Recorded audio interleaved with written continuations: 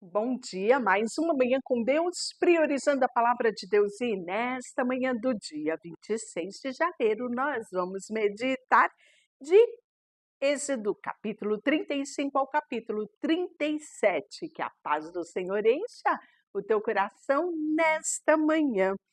E aí nós vamos falar sobre as ofertas para o tabernáculo. Então Moisés convocou toda a comunidade de Israel e disse: Essas são as palavras do Senhor que ordenou que as cumprisse.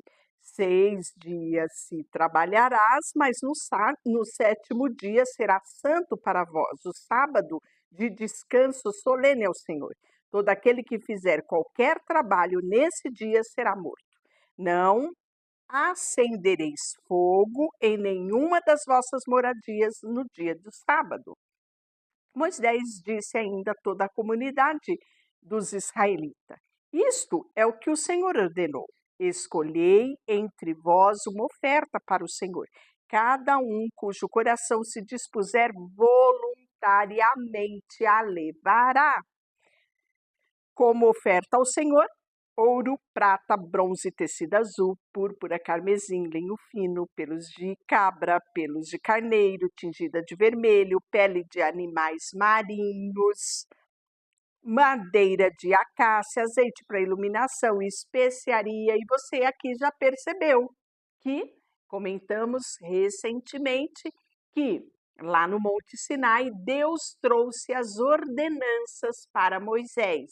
E eu falei para vocês que isso ia se repetir novamente, porque lá Deus deu as ordenanças, né? Então está escrito direitinho como era para ser feito. Agora é o segundo momento. Moisés está transmitindo as ordenanças que ele recebeu no Sinai para que o povo de Israel, né?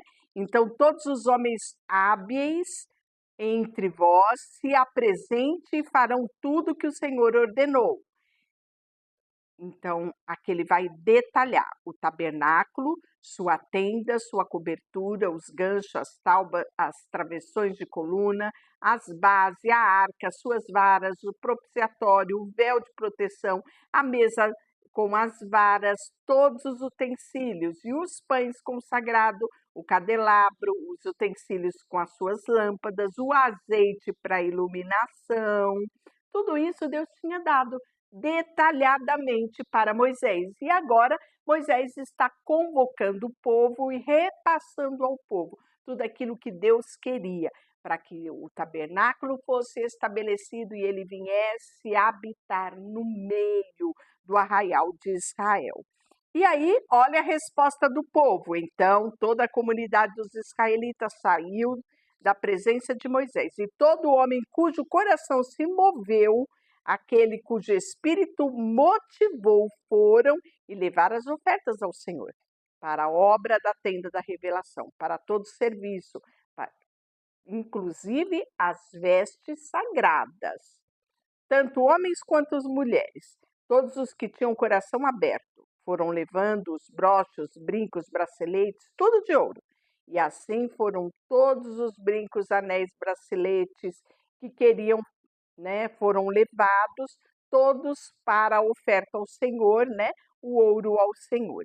E todo homem que possuía tecido azul, púrpura, carmesim, linho fino, pelos de cabra, de carneiros tingidas de vermelho ou de animais marinhos também levavam. Todo aquele que tinha prata, bronze, levavam ao Senhor. Todas as mulheres hábeis que fiavam com as próprias mãos, né? As artesãs daquela época, que eram mais para tecer os tecidos para a sua casa, para a sua família, né? Todas estas aqui que tinham mãos hábeis, que levavam o que havia fiado, que era o tecido azul, o púrpura, o carmesim e o linho fino. Todas as mulheres hábeis fiavam com pelos de cabra movido pelo desejo do coração. Os líderes do povo levaram pedra de berílio, de engaste para o colete sacerdotal e o peitoral. e as especiarias para o azeite da iluminação e também o óleo, para ser feito o óleo de unção e o incenso. E olha só o que fala aqui no versículo 29 do capítulo 35. Todo homem, toda mulher cujo coração voluntariamente se dispor a levar alguma coisa para a obra que o Senhor havia ordenado por meio de Moisés, levou uma oferta. Assim, os israelitas levaram oferta voluntária ao Senhor. É esse versículo que vamos meditar no nosso devocional diário, né? No nosso versículo do dia, um momento para te deixar mais perto do Pai, aonde a gente fala sobre o versículo bíblico, não só o que ele significava na época, mas a aplicação para o nosso dia a dia. É isso nós fazemos aqui no nosso devocional diário, né? Depois destas coisas, Moisés disse aos israelitas: o Senhor designou Bezalel. Imagina quando ele falou esse nome, né? Filho de Ur, filho de Uri, filho de Ur, da tribo de Judá. E o encheu do Espírito de Deus, dando-lhe sabedoria, entendimento, habilidade em todo o ofício, né? Então, eu fico imaginando, não foi Moisés que sugeriu, mas o próprio Deus escolheu ele, né?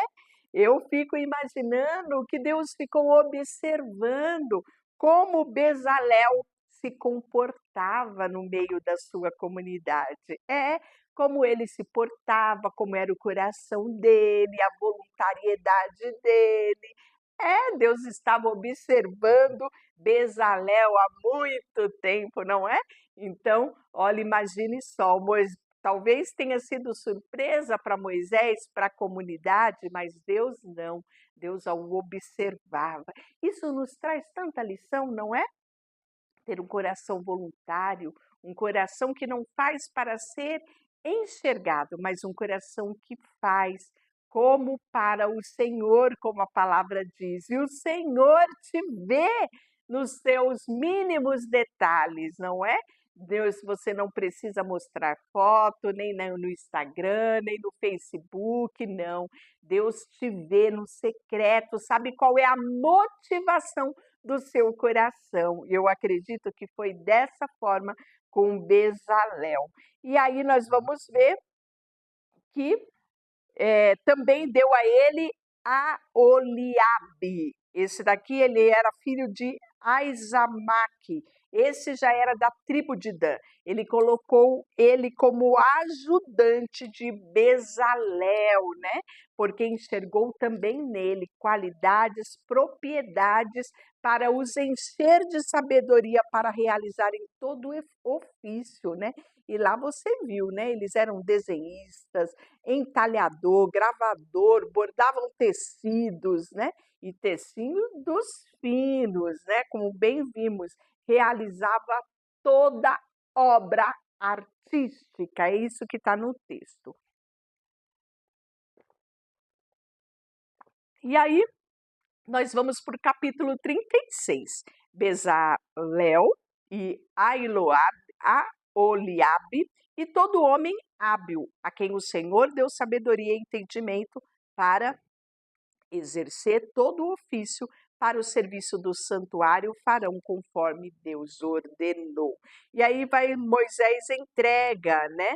Todas as ofertas do povo a esses homens. Então Moisés chamou Bezalel e Aholiabe e todo homem hábil a quem Deus dera sabedoria, e eles receberam de Moisés, e aí, né, toda oferta que os israelitas tinham dado para realizar a obra do santuário, né? Então, nós vamos ver que o coração deles se moveram para a obra, receberam a oferta do povo, e aí ele fala que o povo continuava a trazer ofertas voluntárias até na manhã seguinte, até que cada um dos homens hábeis que trabalhava na obra do santuário interrompeu o serviço que fazia e todos desceram a Moisés. E aí diz: o povo traz mais do que é necessário para a realização da obra do Senhor. Ordena que parem de trazer. E foi Moisés e deu a ordem, proclamou em todo o acampamento, dizendo: ninguém, seja homem nem mulher, nem traga mais nada para a oferta do santuário, né? E aí o povo foi proibido, isso mesmo, proibido de levar mais coisas, porque tinha coisa suficiente para todo o trabalho que Deus ordenou. Que coisa mais linda, não é?